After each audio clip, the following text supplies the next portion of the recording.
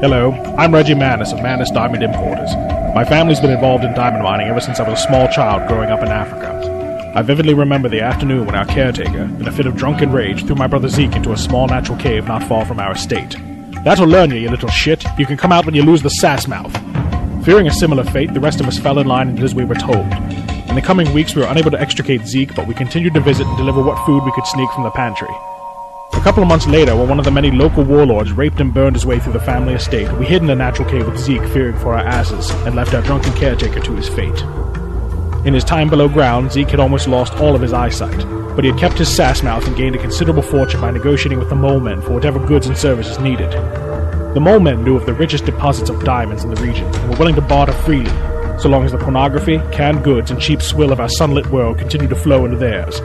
It was only a matter of time before we convinced Zeke, by plying him with much liquor, to overthrow the mole men's tribal leader in a brutal rite known as the Game of Blood and Stone, thereby securing our rights to the mine and enshrining our youngest brother as a god incarnate to the indigenous people.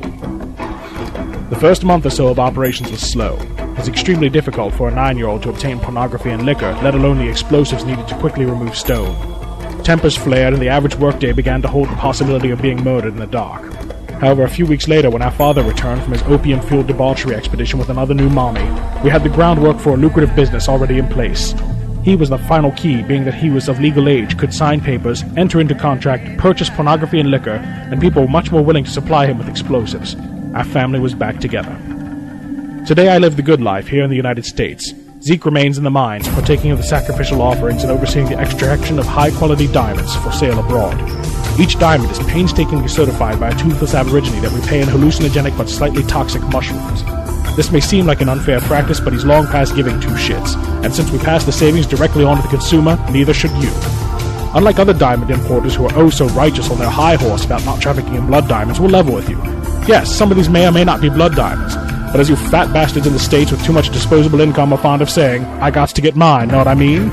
In other words, they're worth every cent, you cheap fuck. We're not going any lower. Manus Diamonds, buy some.